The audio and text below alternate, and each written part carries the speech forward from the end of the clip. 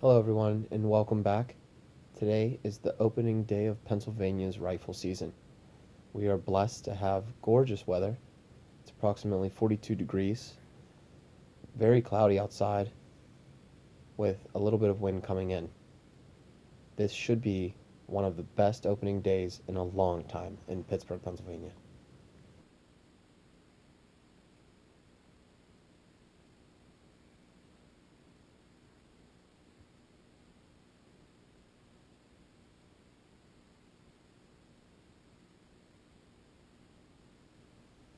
It doesn't take long, and in fact, I'm extremely lucky today. Deer were all over me, and early as soon as I got into the tree stand. Right down the middle of the screen right now, you can notice a deer. Now, I'm pretty excited, and I utilize my scope and my gun to get a better look at this deer. The reason I do this is because I'm not sure if it's a doe or a buck, and according to the state of Pennsylvania, the first week in this area, this wildlife management unit, you are only allowed to take a buck, and we all know how that goes. One tag per person, per hunter, per year for a buck. So you want to be picky with which deer you want to shoot. This here, ladies and gentlemen, is simply a doe. And in fact, I saw plenty of doe on this day. So enjoy as this little guy continues to meander around and I keep a tight eye on him, making sure that at any moment, who knows, maybe a buck will come in and check this doe.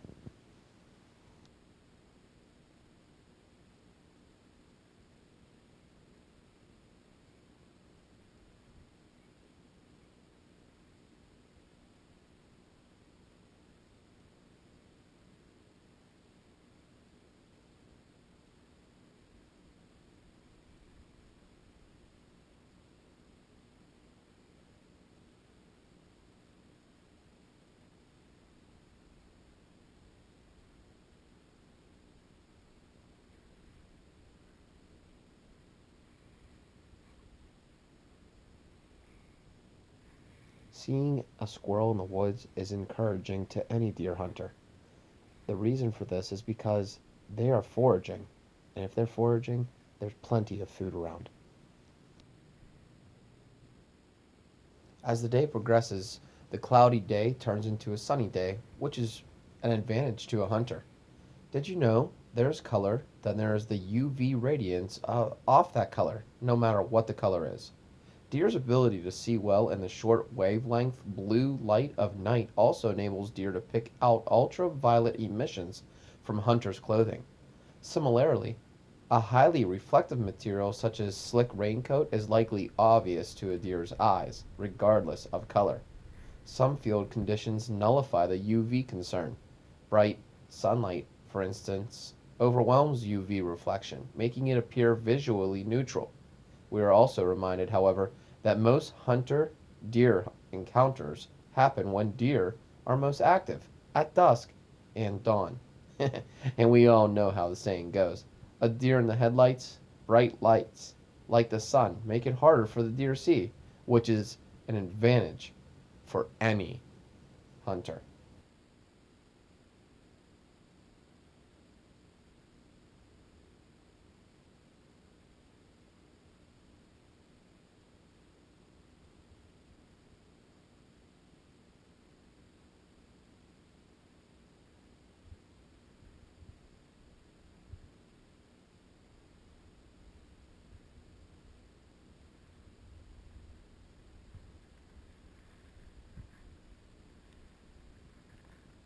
As I walked into the woods today, I noticed a crosswind. This means that the wind would be crossing my face the way that I'm facing and expecting deer to come follow into me. Because of this, I have a field to my right, woods to my left, woods in front of me, and woods behind me. Now, it's important that I stayed as far right to that field as possible because I was aware that the deer were going to stay in the woods on opening day. They don't want to be out in that field. They don't want to be where the hunters can see them. They want to be concealed, especially those biggest, most smart and devious monster bucks. They're not going to poke out, and if they do poke out of the woods, it's going to be at Mach 10 speed. They don't. want to be seen by a hunter. So, when I set up my position, I'm as far to the right on this hillside in the bull that I can be. And when I say bull, I'm thinking exactly like a bowl of cereal. There's a slope on one side, and there's a slope on all sides. I'm down in it about 40 yards from the top. Again, to my right is an open field. So when this wind is blowing from left to right, it's blowing out into the open field, not into the woods to stir up the deer and to get them worried. This was a smart idea for me to do because any deer that came from my left would not pick up on my scent. Now, some researchers say that a deer's sense of smell is somewhat like a dog's, and it can be anywhere from 500 to 1,000 times more acute than a human being's. Furthermore, some scientists have been known to say that whitetails have thousands of sensitive receptors in their nostrils, which they use to sort up to 6 smells at one time. That's incredible. Observers also talk about that high humidity has something to do with the ability for a deer to scent a human being. Between 50 degrees and 70 degrees with a light breeze makes for an ideal scenting condition for any white-tailed deer. Under such conditions, it is believed a deer could detect a human being's scent from at least 1/2 mile or more. In this situation, you can see that this deer approaches me from the left-hand side, and I'm very lucky because there's no way that deer can scent me. In fact, when it gets underneath my stand and goes to the right of me, it still feels rather comfortable with me there. Either this deer is really, really, really domesticated, or it's just asking for its heyday.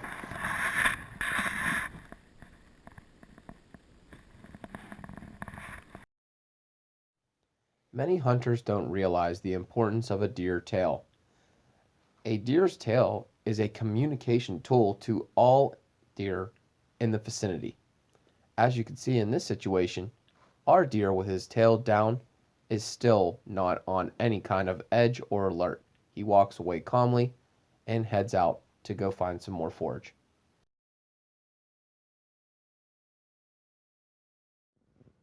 Well, everybody, we had an awesome day of hunting today, but there's still just a few things that we need to talk about.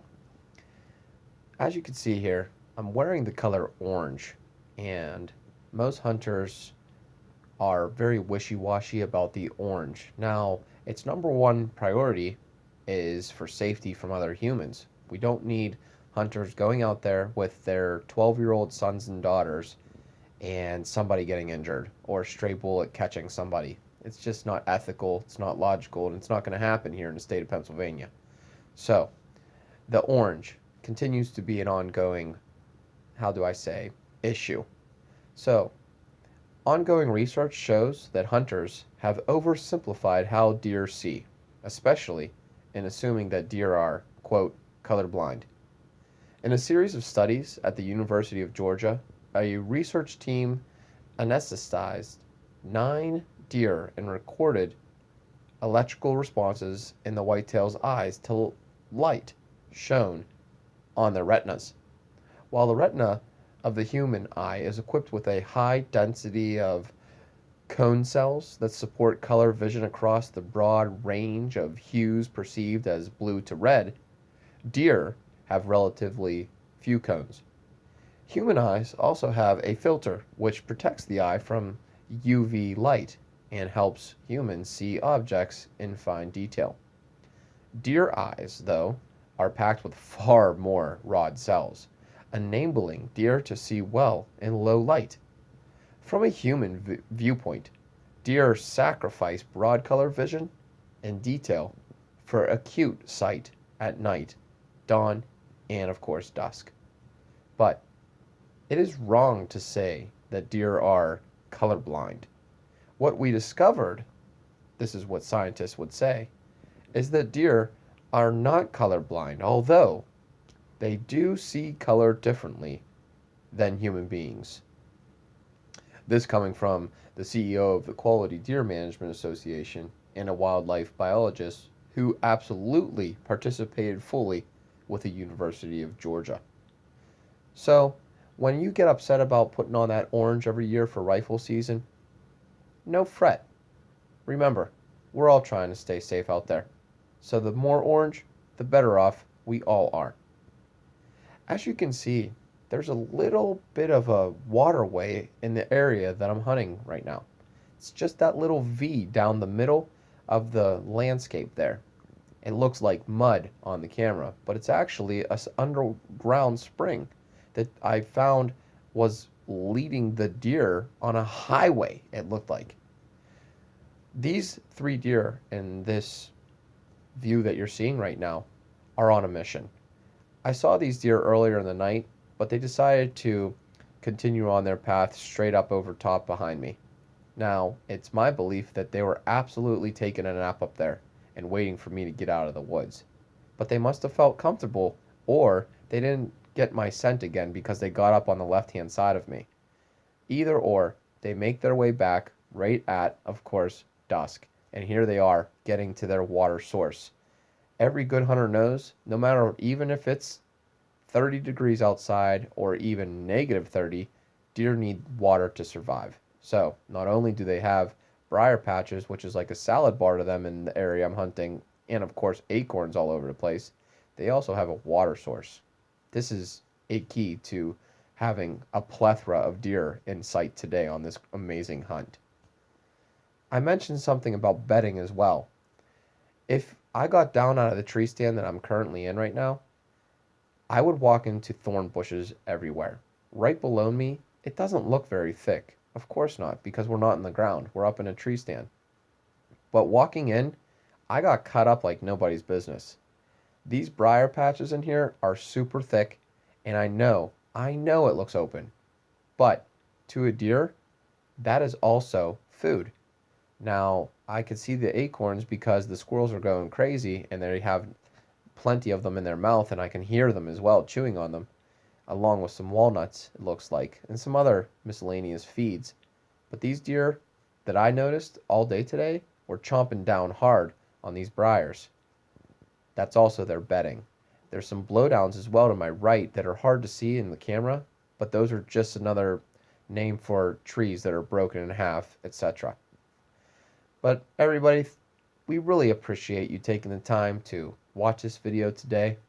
And we're just going to leave you with the fact that this was an awesome opening day for rifle season in Pennsylvania. Good luck out there, and take care, everyone.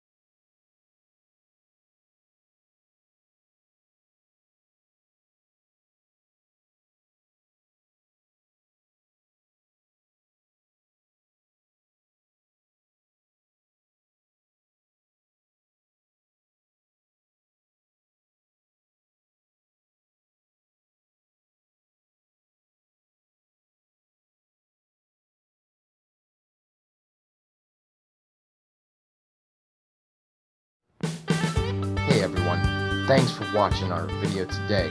Please like, subscribe, and comment, and we'll see you next time.